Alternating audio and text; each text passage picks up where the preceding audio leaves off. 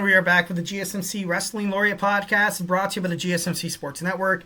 I'm your favorite wrestling fan here, Eric Rodriguez, every Monday night live on the GSMC Sports Network, 8 p.m. Pacific Time, 11 p.m. Eastern Time here to talk about the greatest thing in the world, professional wrestling. We talk about all the action inside and outside of the ring, backstage curtain calls, all the rumors, all the drama. We talk about inactive statuses, injury updates. We talk about superstar contract negotiations, extensions, and new signings.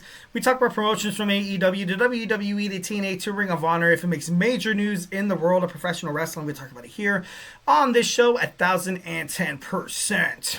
All right, without further ado, let's talk about some Thunder Rosa. Thunder Rosa recently on AEW Dynamite. You know, it's been a while since we saw Thunder on Dynamite, and I got to be honest, I feel like I brought this up a couple of weeks ago, and it was, kind of crazy how it kind of, it kind of came in fruition. Just going to talk about it. Last Wednesday on AEW Dynamite, Thunder Rosa was placed in a really, really weird spot. Bayne and Kris Statlander had a match where Penelope Ford got involved, and Kris Statlander picks up the loss. But AEW, I get it. I get it that you're trying to build up Bayne as one of the biggest heels in AEW. With Penelope Ford getting involved, Thunder Rosa sporadically comes out to the rescue, but what happened in the ring was absolute garbage. It was really bad. It was pretty bad. A lot of wrestling media, including me, I got to be honest, the way I saw it, I knew right away that something was wrong. And in terms of professional wrestling, you kind of need a little bit of professionalism from the superstars inside the ring. And, I saw it from Thunder Rosa. Not so much as Penelope Ford or Megan Bayne. Like I said, I'm not too sure what was happening backstage. Politics, maybe that they, went off on their own tangent there. Or maybe it was something that Tony Khan told them, like, hey, like, you don't have to do this. You don't have to do that. I told Thunder to do this. And, she's not listening. Bam. That's what happens. That's what you get.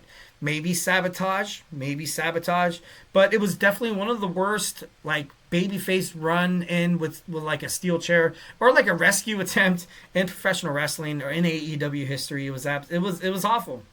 It was terribly awful. Thunder Rosa runs in with the steel chair. The heels at this point, are expected to. They were expected. What you do in that situation, you're expected to cower away. You're expected to run away. Kind of have like a, kind of like an, oh my God, we're gonna get hit. We're gonna get a hit. We're gonna get slammed here. So let's, kind of run away and kind of be laughing and smiling down the ramp. But, it was awful. It was crazy. And the main part of all this, I got to be honest, Ford and Bayne, is the main thing that the AEW want to take us away from this, where you kind of had Thunder Rosa with the chair like I'm going to do it.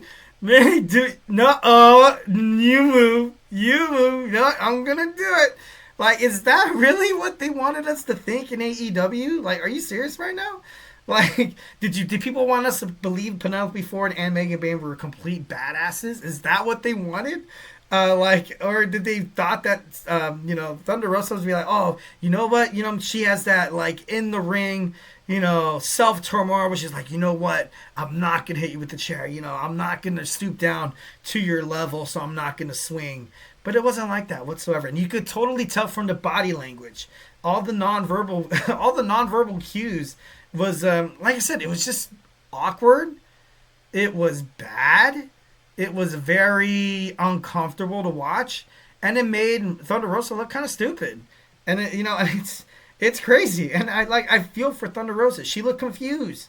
She looked absolutely confused. She contemplated on swinging, like, for the miscommunication inside the ring, and that the fact that Megan Bayne and Ford did not want to sell it. They did not want to sell it, which is against the rules of professional wrestling. You gotta keep kayfabe. You gotta respect your other superstars, and you gotta do it.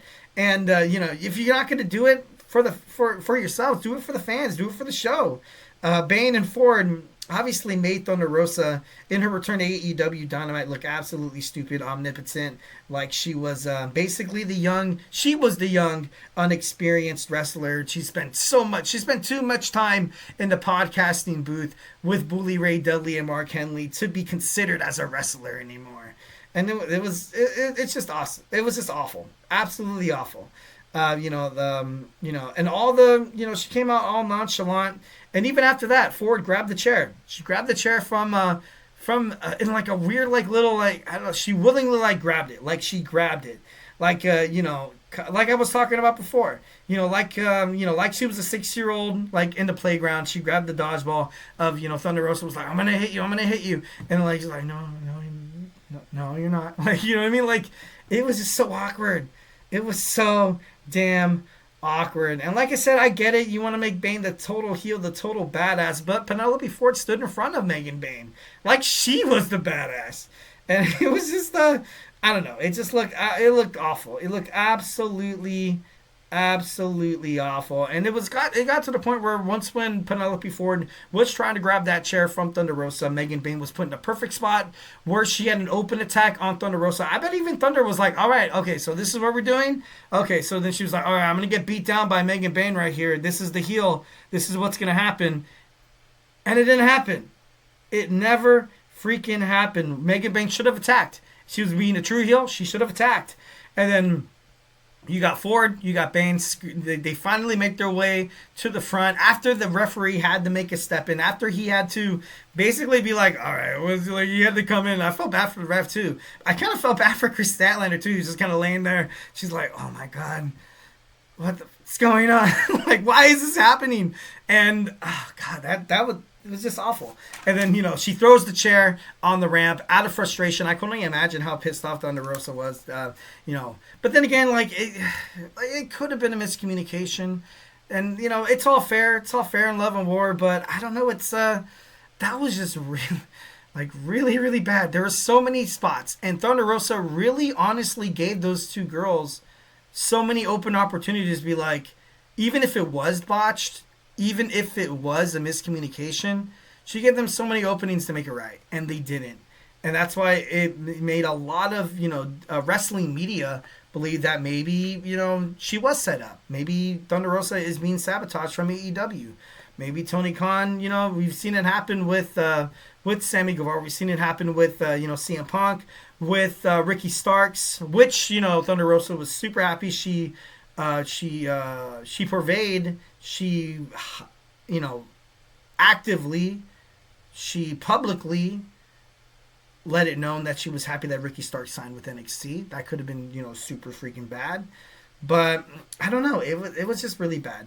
Especially with the women's division AEW, kind of like they didn't really need this. They had an absolute amazing banger of a match for the AEW World Women's Championship between Toni Storm and Mariah May at AEW Grand Slam Australia. And then just for something like this to happen, like, dude, you're killing all the momentum. But it's okay. You know what I mean? Tony Khan just assumes if Mercedes Moné has all the titles, everything is just fine and dandy. I'm just kidding though. But I don't know.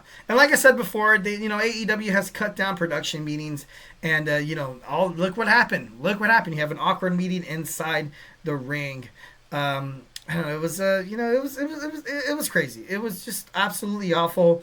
And is Tony Khan really being a little bit scandalous here? Is he being a little bit what is the right word? What is the right word? I don't want to say fruitful. That sounds a little weird. Is he holding a grudge? Petty?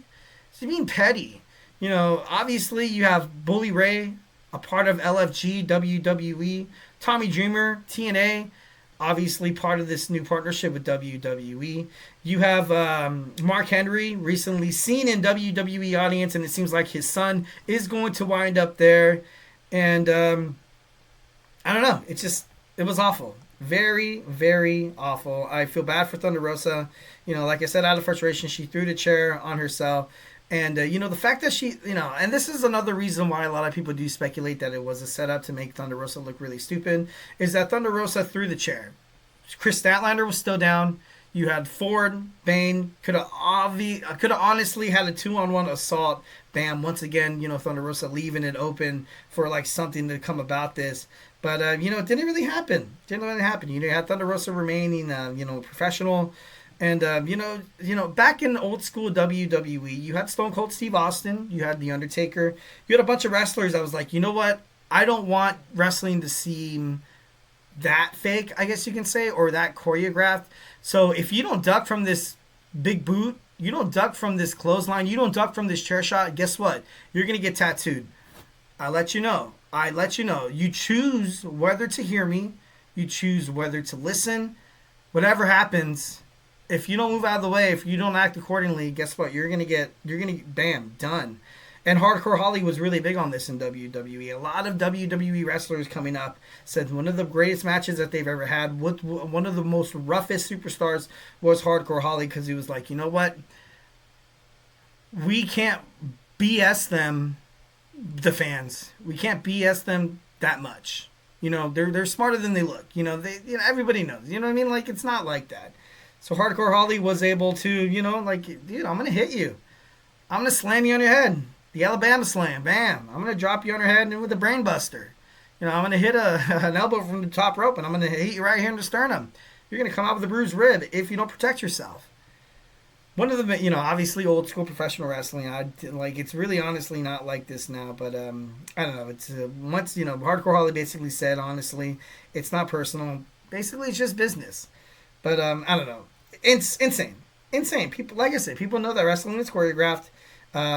If it looks really bad, if it looks bad in professional wrestling standpoint, back in the locker room, people kind of view it as an absolute disaster, as it's the most awful thing in the whole entire world, because they are performers, they are professionals.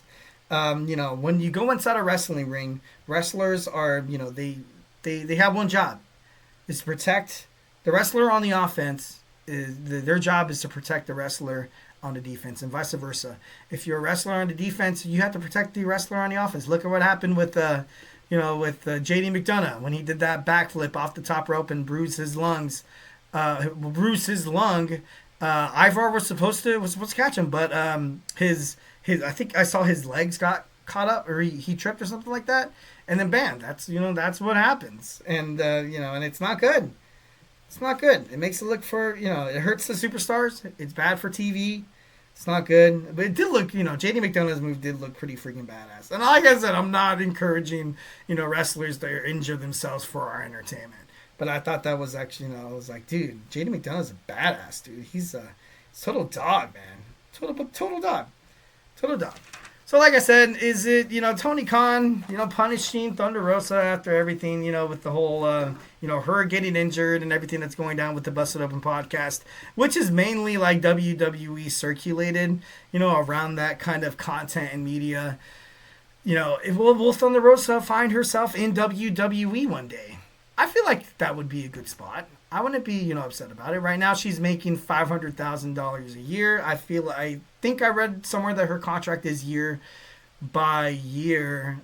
Don't quote me on that. But I don't know. I just, you never want to do that to a talent. You never want to make them look stupid or omnipotent, or you never really want to humiliate them in front of their peers, because that's just bad morale. That's one of the reasons why Cody left. That's one of the reasons why CM Punk left. And then ever since then, I don't feel like Tony Khan has the, like the environment backstage in AEW to be like, oh, it's okay to, undermine your peers unless it's okay with me. Like, you know what I mean? That's, it's not a good way to handle your business, Like I said, maybe a little bit too much personal than in terms in, as a professional aspect of it.